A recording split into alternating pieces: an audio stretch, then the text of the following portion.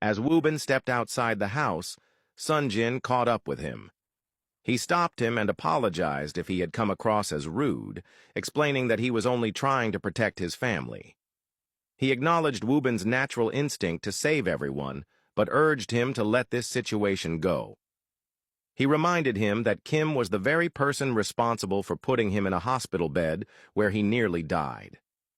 Now that he was back from Norway, Sonjin advised him to focus his energy on rebuilding his career and nurturing his relationship with Yuna. He added that Kim's family drama should be left to the police and not become Woobin's burden.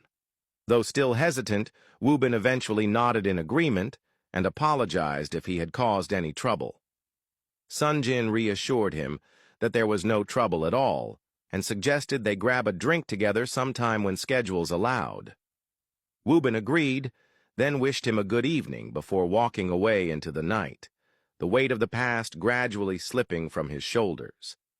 That evening, Kim's stepmother arrived home and walked into the kitchen, where the maid was preparing a meal. She glanced at what was being cooked and asked the maid what she was making. The maid explained that Kim's father had requested lamb chops and that she was just about to serve him. Kim's stepmother looked at the plate of lamb chops that was already prepared and then turned to the maid, instructing her to go prepare her bath instead, adding that she would serve her husband herself. Without question, the maid obeyed and left the kitchen.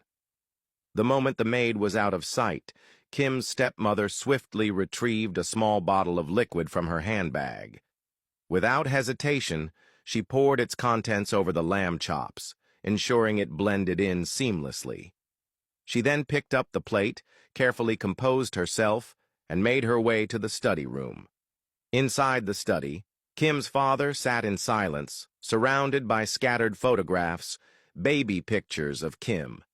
He appeared lost in memory, his eyes heavy with grief. Kim's stepmother entered the room with a gentle smile, approaching him with calculated grace. She told him she had brought his dinner and set the plate down on the desk before him. Kim's father, however, didn't even glance at the food. His gaze remained fixed on a photograph in his hand. Trying to appear sincere, she expressed how much she, too, was suffering from their daughter's loss, claiming that the tragedy had devastated her deeply.